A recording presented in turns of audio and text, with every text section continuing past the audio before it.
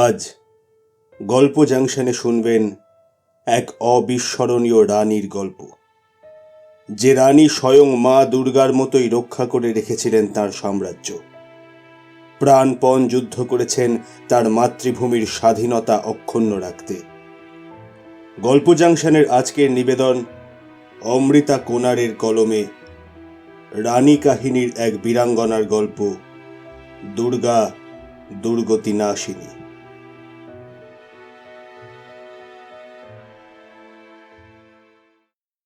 সময়টা 1564 সালের কোনো এক গোধূলি বেলার। নিজের প্রাসাদের প্রশস্ত দালানে দাঁড়িয়ে পড়ন্ত বিকেলের ম্লান আলোয় ক্লান্ত নগরটার দিকে এক দৃষ্টে তাকিয়ে আছেন রানী দুর্গাবতী।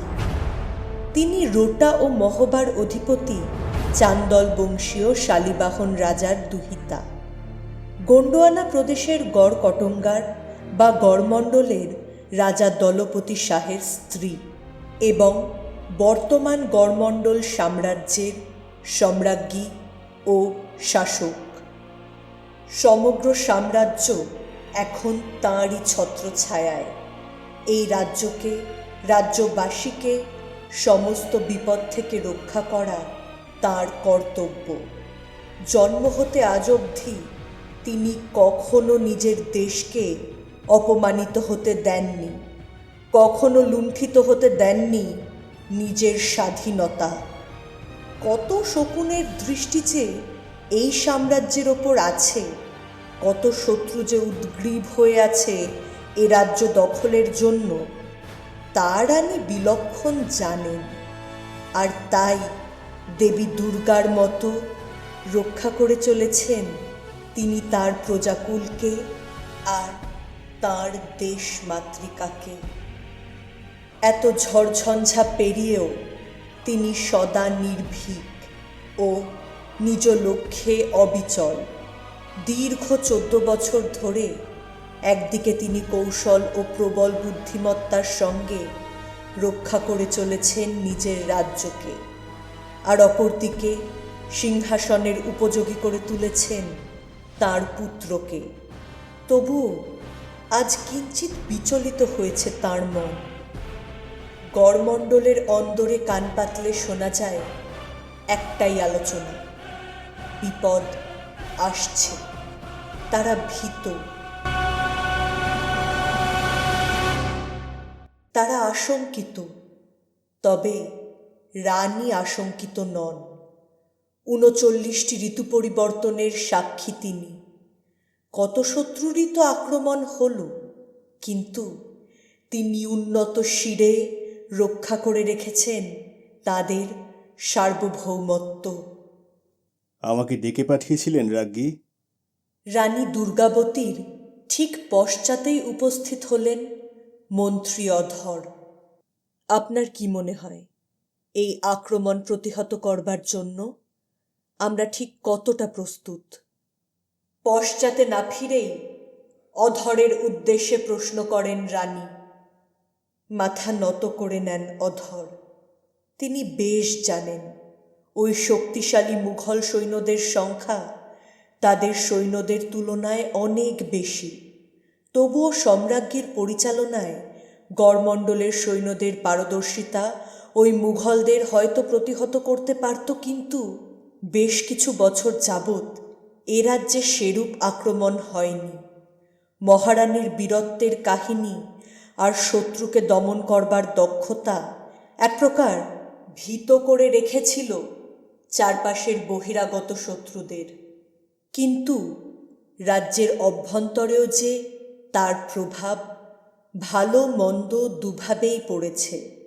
রাজ্যবাসী অনেক বেশি নিশ্চিন্ত হয়ে গিয়েছিল, সৈন্যরাও ছত্রভঙ্গ হয়ে পড়েছিল।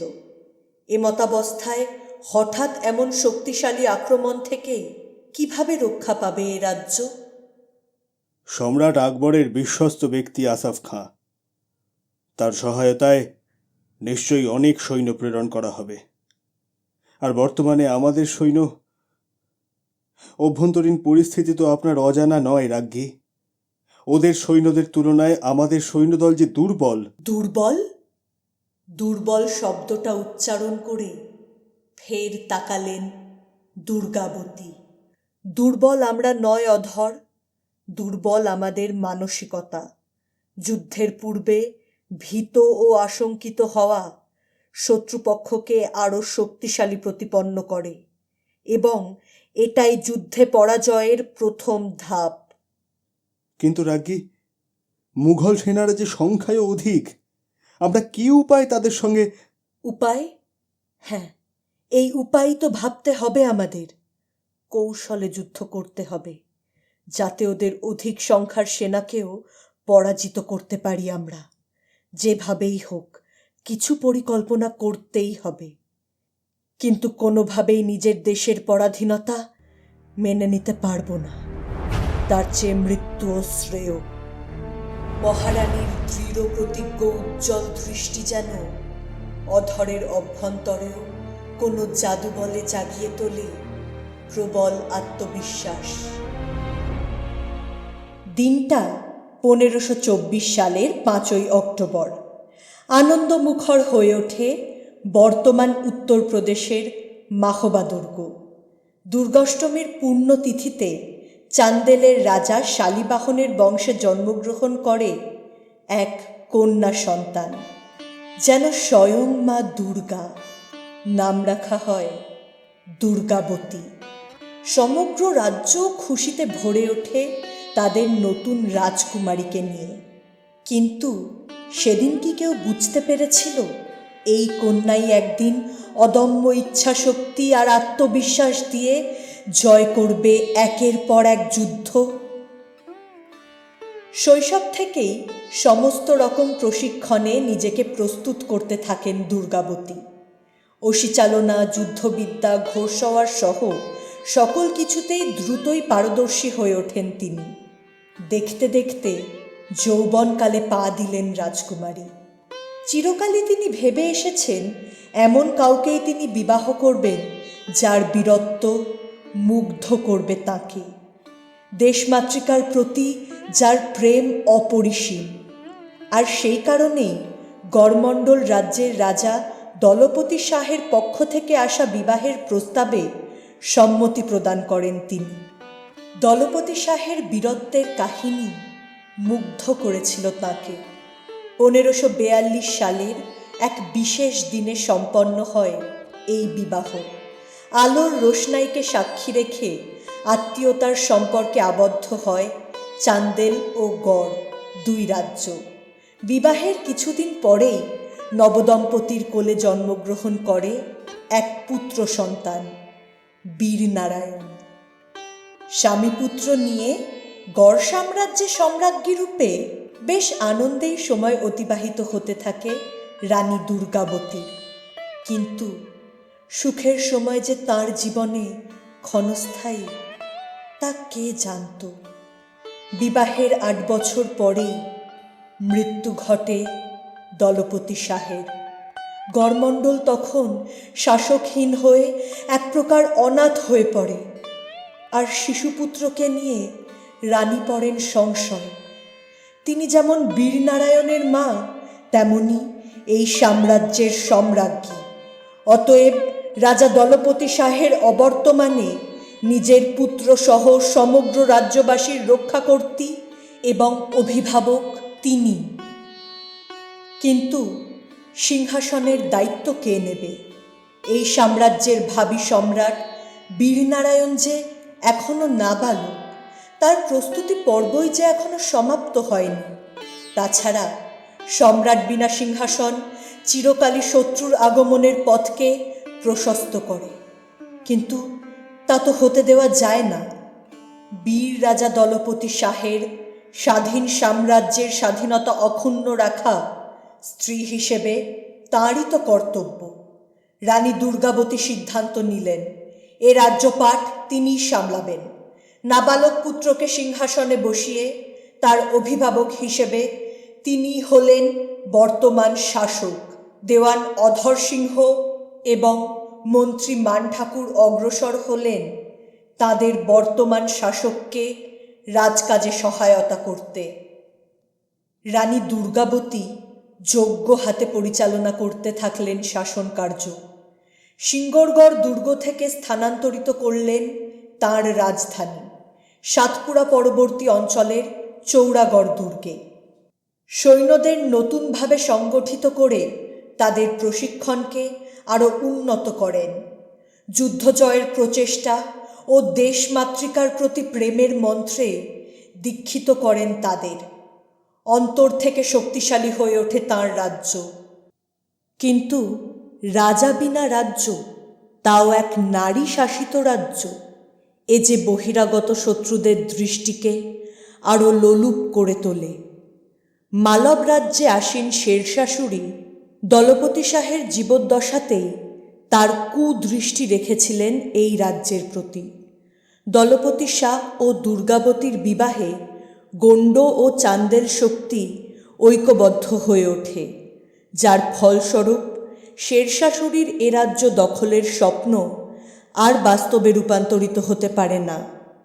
শেরশাশুড়ির পরে সম্রাট আকবর দখল করেন মালব রাজ্য, আর তার অন্যতম বিশ্বস্ত ব্যক্তি সুজাউল খাঁকে মালবের শাসনভার প্রদান করেন, যার ফলে এইবার মুঘলদের নজর পড়ল রানী দুর্গাবতীর শাসিত এই সাম্রাজ্যে।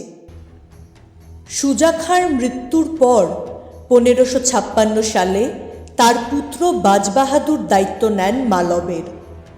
বাজবাহাদুরের ধারণা হয় এক বিধবা নারীর রাজ্যকে তিনি সহজেই নিজের অধীনে আনতে পারবেন, তার উপর এত প্রাচুর্যে পূর্ণ সাম্রাজ্য।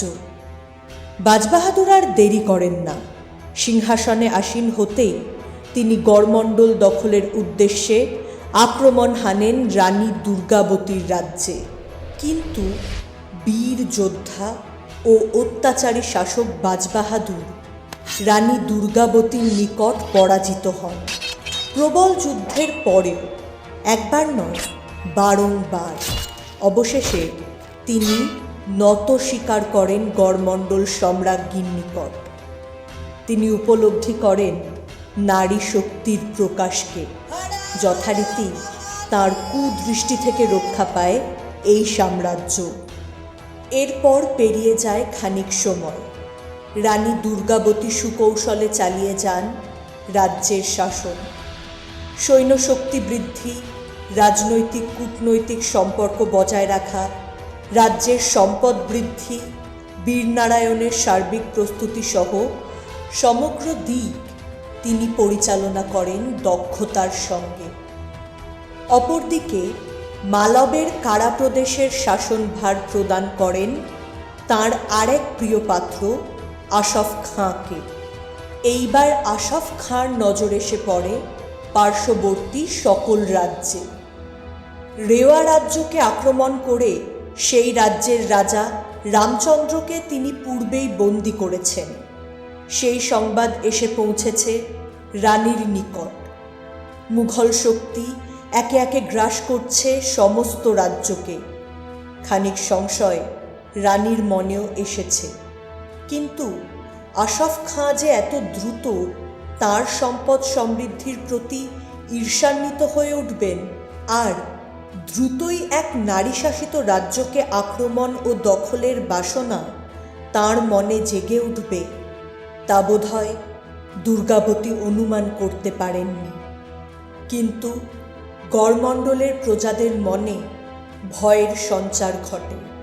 তাদের আশঙ্কা তাদের মধ্যেই চর্চার বিষয় হয়ে ওঠে। তারা হয়তো বুঝতেও পারেনি তাদের আশঙ্কা বাস্তবে রূপান্তরিত হতে চলেছে দ্রুতই। একদিকে আশফ খাঁ গোপনে খবর নিতে থাকেন রানীর সৈন্যবলের, হিসাব নেন রানীর ধন সম্পত্তি, আর তারপরেই গড়মণ্ডলের আকাশে ঘনিয়ে আসে দুঃসময়ের কালো মেঘ। 2 বছর পূর্বে মালব রাজ্য দখলের পর 1564 খ্রিস্টাব্দে মুঘলদের আক্রমণ এসে পড়ে গড়মণ্ডলের ওপর। শত্রু প্রায় দোরগোড়ায়, যার সূচনা আশফ খাঁ শুরু করে গড়মণ্ডলের সীমান্ত প্রদেশে লুটপাটের মাধ্যমে। এ রাজ্যে প্রায় 20,000 অশ্বারোহী সেনা আছে ঠিকই, কিন্তু সর্বত্র শান্তি বিরাজমান। এ রাজ্যের সেনাবল যেন ঝিমিয়ে পড়েছে। আশফ খাঁ এবার সম্পূর্ণরূপে আক্রমণ করতে প্রস্তুত হন। তার এই কার্যে এখন কেবল সম্রাট আকবরের অনুমতির শিলমোহরের প্রয়োজন। কিন্তু এক হিন্দু বিধবা রানীকে আক্রমণ করবার বিষয়টায় সহজে সম্মত হতে পারেননি প্রাথমিকভাবে। তবুও আশফ খাঁর অনুরোধে তিনি সম্মত হন এবং রানী দুর্গাবতীর রাজ্য আক্রমণের উদ্দেশ্যে বেশ কিছু মুঘল সেনা প্রেরণ করেন তিনি। শুরু হলো সেই প্রবল যুদ্ধের প্রথম ধাপ।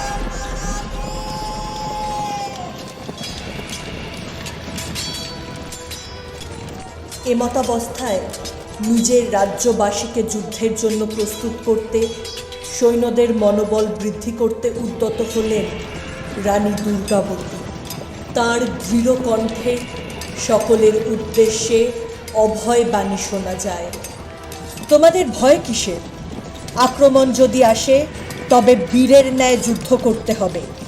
ভয় পাওয়া ভীরুতা, কাপুরুষতার লক্ষণ। নিজের দেশ মাতৃকাকে রক্ষা করতে যদি মৃত্যুও হয় যুদ্ধক্ষেত্রে, তবে তা হবে গর্বে। জীবিত থেকে শত্রুর হাতে বন্দী হয়ে থাকার চেয়ে মৃত্যু অনেক শ্রেয়। শেষ রক্তবিন্দু অবধি উন্নত শিরে শত্রুর আক্রমণকে প্রতিহত করতে হবে। দেশ মাতৃকাকে রক্ষার প্রচেষ্টা করতে হবে অন্তিম শ্বাস অবধি। মৃত্যু তো একবারই হয়, দুবার তো হয় না। দেশের জন্য সেই মৃত্যু হলে তা হবে পরম সৌভাগ্য।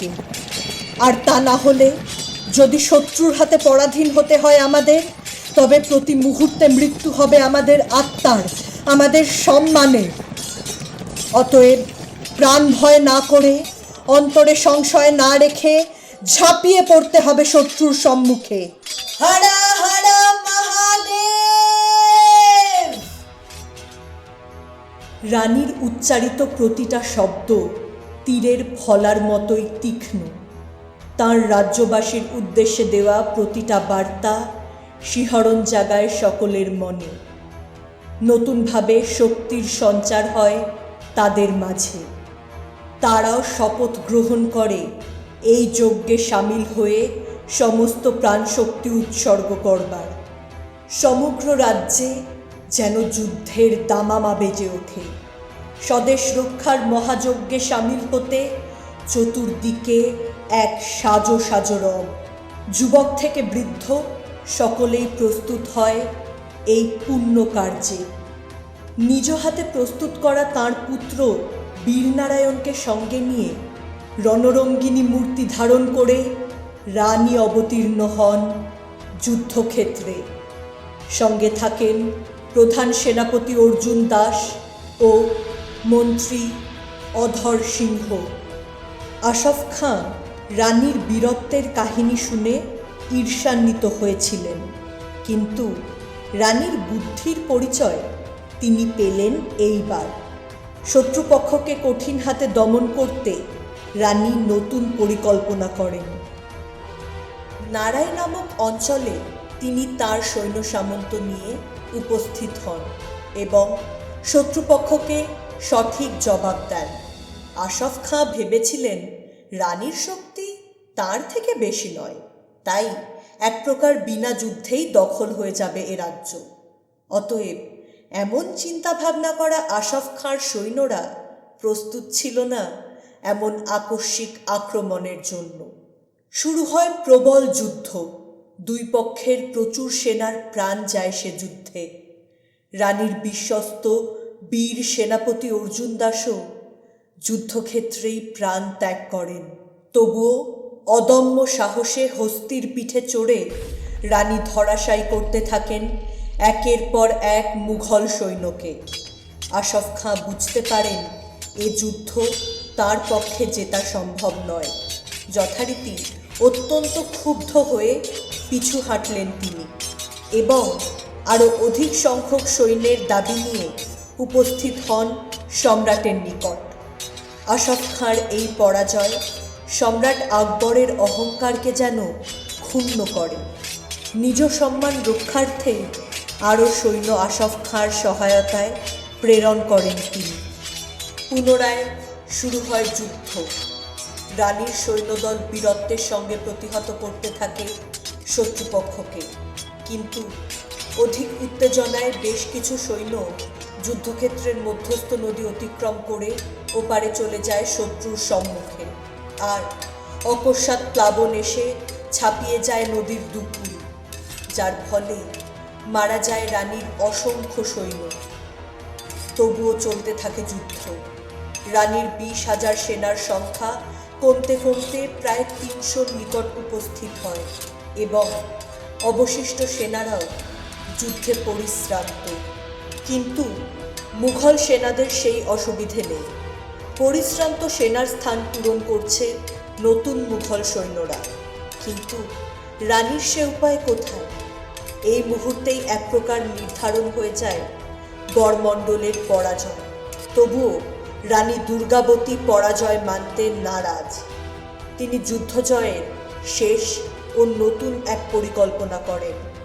তিনি সকলের উদ্দেশ্যে বলেন, শত্রুর বিরুদ্ধে আমাদের এ জয় নিশ্চিত, কিন্তু এত সংখ্যক সৈন্যের বিরুদ্ধে জয়লাভ করতে কৌশল অবলম্বন করতে হবে আমাদের। তার পরিকল্পনা অনুযায়ী তিনি স্থির করেন যে সন্ধে আসন্ন হলে তারা যুদ্ধক্ষান্ত হবেন, আর গভীর রাতের অন্ধকারে অতর্কিতে আক্রমণ হানবেন মুঘল শিবিরে। কিন্তু রানীর পরিকল্পনাকে অমান্য করে কেউ কেউ নারাজ হল এবং যুদ্ধ চালিয়ে গেল।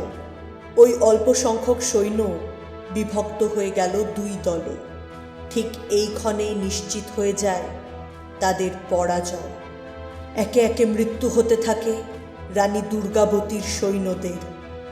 পরদিন প্রভাতে রানী তার বাকি সৈন্যদের সঙ্গে নিয়ে যুদ্ধক্ষেত্রে উপস্থিত হতেই তার মনে হয় যেমন করেই হোক শেষ রক্ষা করতেই হবে। তিনি পুত্র বীরনারায়ণ এবং মন্ত্রী অধরকে সঙ্গে নিয়ে অবশিষ্ট সৈন্যদের নিয়ে যুদ্ধে অবতীর্ণ হন। যুদ্ধক্ষেত্রে তাঁরই সম্মুখে শত্রুপক্ষের গোলায় আক্রান্ত হয় তার একমাত্র সন্তান, গড়মণ্ডলের ভবিষ্যৎ রাজা। বীরনারায়ণ যুদ্ধভূমিতে লুটিয়ে পড়লে রানী তাকে দ্রুত চিকিৎসা শিবিরে প্রেরণ করেন। একের পর এক তাঁর সঙ্গীদের প্রাণ ত্যাগ দুর্গাবতীকে বুঝিয়ে দেয় এ যুদ্ধ জয় করা তার পক্ষে অসম্ভব। তবুও তিনি হার মানবেন না। যুদ্ধ জয় আর সম্ভব নয় জেনেই তিনি আরও প্রাবল্যের সঙ্গে প্রহার করতে শুরু করেন শত্রুপক্ষের উপর। নিজ হস্তে একাধিক মুঘল সেনাকে শেষ করতে করতে তিনি অগ্রসর হতে থাকেন আশফ খাঁর দিকে। রানীর রুদ্ররূপ দেখে অঙ্গরক্ষীরাও অচল হয়ে রইল। কেউই সাহস করতে পারে না রানীর সম্মুখে আসার। বীর রানী তার শত্রুর দিকে দ্রুত বেগে অগ্রসর হতে লাগলেন। ঠিক এই মুহূর্তেই এক লৌহ স্বর এসে বিদ্ধ করল তাঁর ললাট। কিন্তু দুর্গাবতী তার বাম হাতে উৎপাটন করেন সেই স্বর, আর ডান হাতে প্রাণ নিতে থাকেন একাধিক মুঘল সেনা। কিন্তু হঠাৎই আরেকটি স্বর ছুটে এলো তাঁর দিকে, বিদ্ধ করল তাঁর কণ্ঠ। সেই স্বর উৎপাটন করতেই রক্তের ধারা বয়ে গেল শরীর বেয়ে। আরও কিছুটা অগ্রসর হলেন রানী, তবে আর বোধহয় সহায় হননি ভাগ্যলক্ষ্মী। ভুলুণ্ঠিত হলেন দুর্গাবতী। তিনি বুঝতে পারলেন তার যুদ্ধ করবার মতো সামর্থ্য আর শরীরে নেই। কিন্তু এই অবস্থায় থাকলে তো ওই আশফ খাঁ তাঁর রাজ্যকে তাঁরই জীবিতাবস্থায় দখল করবে। শুধু তাই নয়, হয়তোবা অর্ধমৃত রানীকে স্মারক স্বরূপ নিয়ে যাবেন নিজ শিবিরে। সেই ভবিষ্যৎ কল্পনা করতেই চমকে ওঠেন রানী। তাকে ভুলুণ্ঠিত হতে দেখে দ্রুতই তার নিকট ছুটে যান অধর। দুর্গাবতী অধরের প্রতি চেয়ে দৃঢ় কণ্ঠে বললেন, অধর, তুমি আমার অত্যন্ত বিশ্বস্ত সঙ্গী। আমার একটি অন্তিম অনুরোধ রাখতে হবে তোমায়। অশ্রুসিক্ত হয়ে ওঠে অধরের চোখ। তাদের সম্রাজ্ঞীকে এই অবস্থায় দেখতে হবে কোনোদিন, তা যে দুঃস্বপ্নেও ভাবেনি অধর। কম্পিত কণ্ঠে উত্তর দেয়, আপনি আজ্ঞা করুন রাজ্ঞী। আমার শেষ রক্তবিন্দু দিয়েও আমি তা রক্ষা করার প্রাণপণ প্রচেষ্টা করব। মুখে মলিন হাসি নিয়ে তার দিকে তাকালেন রানী। তবে তবে এই মুহূর্তে শিরচ্ছেদ করো আমার। ওই ওই শত্রুপক্ষ, ওই মুঘল সেনা আমার শরীর স্পর্শ করুক, তা আমি প্রাণ থাকতে দেখতে চাই না। ওদের হাতে মৃত্যুর চেয়ে আমার ইচ্ছা মৃত্যু অনেক অনেক সম্মানের। আর বিলম্ব করো না অধর, আর বিলম্ব করো না। এক্ষুনি এক্ষুনি শিরচ্ছেদ করো আমার। মহারানী! চমকে ওঠে অধর। ক্ষণিকের জন্য স্তম্ভিত হয়ে চেয়ে রইল সে। পর মুহূর্তেই ভয়ার্ত কণ্ঠে সে বলে ওঠে, এ আপনি কি বলছেন মহারানী? এ অসম্ভব। এই প্রথম আপনার আদেশ আমি অমান্য করতে বাধ্য হলাম রাজ্ঞী, ক্ষমা করবেন আমায়। কিন্তু কিন্তু এমন অন্যায় আমি কিছুতেই করতে পারবো না। বেশ, তবে তবে এই গুরুদায়িত্ব আমি তুলে নিলাম। তুমি কেবল আমার শেষ কৃত্যর দায়ভার গ্রহণ করো।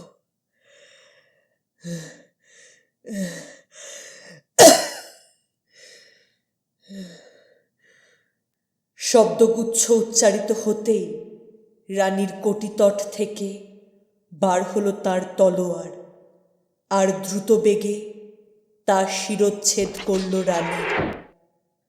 মুহূর্তে যুদ্ধভূমি স্পর্শ করল রানী দুর্গাবতীর শির। স্তব্ধ হল ভারতের আর এক বীরাঙ্গনার স্পন্দন। শুধু এটুকু সত্য তিনি বুকে নিয়ে গেলেন যে তাঁর জীবিতকালে তাঁর দেশ পরাধীন হয়নি। হে আপনি কি করলেন রাজ্ঞী? হে আপনি কি করলেন? চিৎকার করতে চেয়েও পারে না অধর। কণ্ঠ বুজে এসেছে তার। অশ্রুধারা বয়ে যাচ্ছে দুচোখ বেয়ে।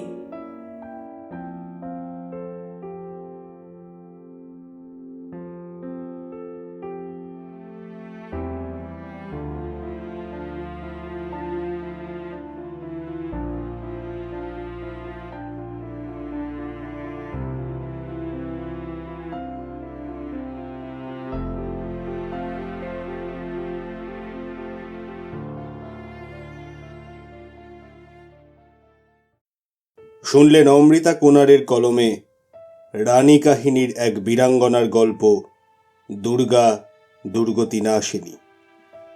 আমাদের ইতিহাসের পাতায় অনাদরে, অলক্ষ্যে, কালের অন্ধকারে কত বীরত্বের কাহিনী চাপা পড়ে গেছে তার হিসাব নেই।